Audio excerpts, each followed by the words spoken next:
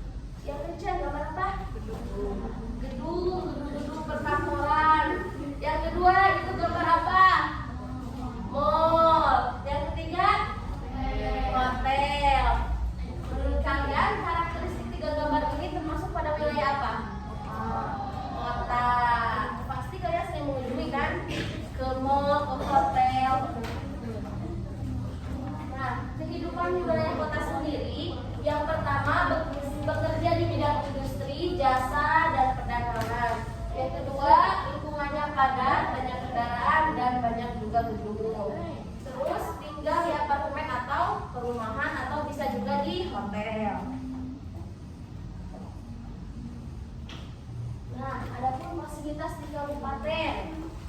Ada 3. Ibu mengambil 3. Yang pertama, puskesmas. Yang kedua, pasar tradisional. Yang ketiga, balai desa. Kalau misalkan di kota, ada rumah sakit besar, ada mall, ada gedung perkantoran. Sangat terlihat jelas bukan perbedaan fasilitas yang ada di kabupaten dan fasilitas yang ada di kota. Objek khas daerah. Objek khas daerah ini adalah pasti setiap daerah itu memiliki objek yang khas. Objek khas daerah dapat berupa tugu, museum, jam, gedung maupun jembatan. Nah, di sini ada beragam objek khas daerah di Indonesia.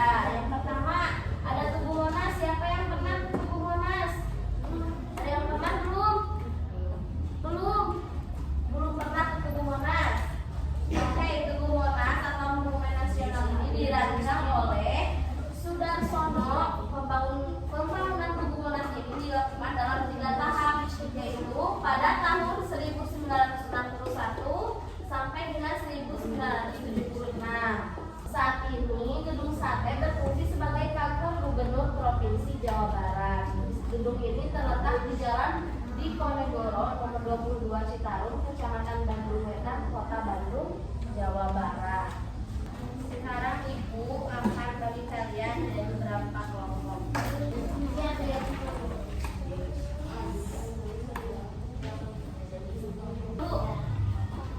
di sini ada ROB.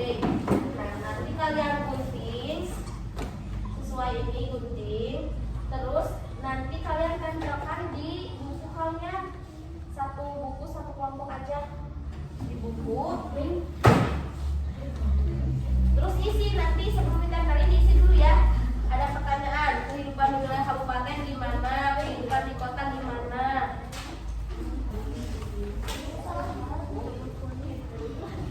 Coba Ibu mau tanya dulu, pemimpin daerah di kabupaten itu siapa? Bupati atau wali kota? Kalau misalkan di kabupaten, pemimpinnya itu bupati. Kalau misalkan di kota, wali kota. Oke? Contoh isi